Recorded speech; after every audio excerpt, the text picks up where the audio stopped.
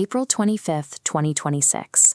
Inside this single Washington, D.C. ballroom, the President, the First Lady, and top media figures gathered for the White House Correspondents Dinner. On paper, this is one of the most secure spaces on Earth.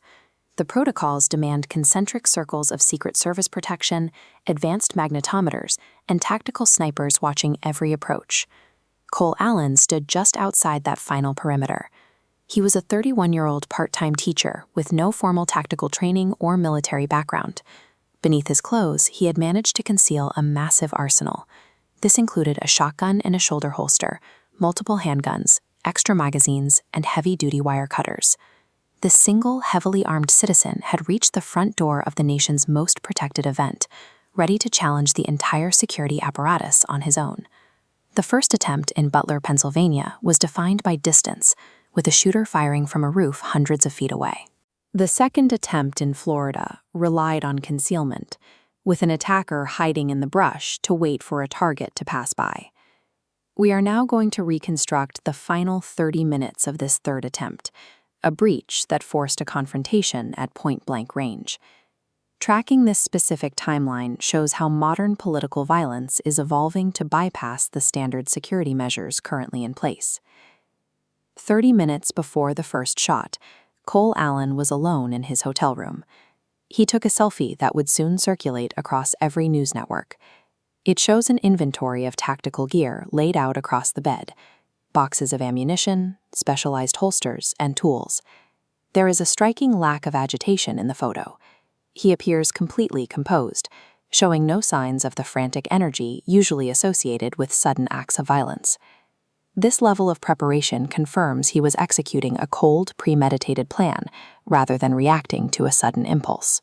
The clock reaches the 10-minute mark. Allen hits the send button on a digital manifesto, distributing it to a contact list of family, friends, and his own students. He titled the document Friendly Federal Assassin, a self-assigned label he used to frame his upcoming actions. In the text, he claimed he could no longer permit a man he viewed as a traitor to remain in power. He also included a formal apology for the chaos he was about to cause, signaling he had made peace with the consequences. With that email sent, his window for preparation closed. He was no longer a silent threat in a hotel room.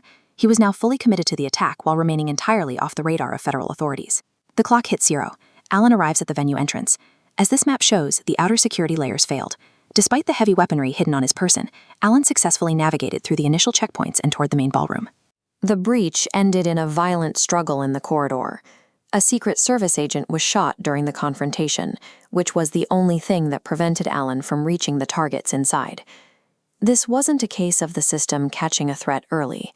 The attacker forced his way into the heart of the event, proving that even elite security is vulnerable to a determined individual using brute force. Cole Allen is currently held without bail. A judge determined that the level of danger he poses to the public makes release impossible. U.S. Attorney Jeanine Pirro has confirmed that more federal charges are being prepared as investigators look into the full scope of the attack. But the core issue remains. If an average citizen with no specialized training could reach this level of penetration, the state of elite protection in America is under serious question.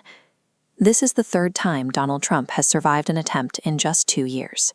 Each event shows the margin for error is becoming dangerously thin.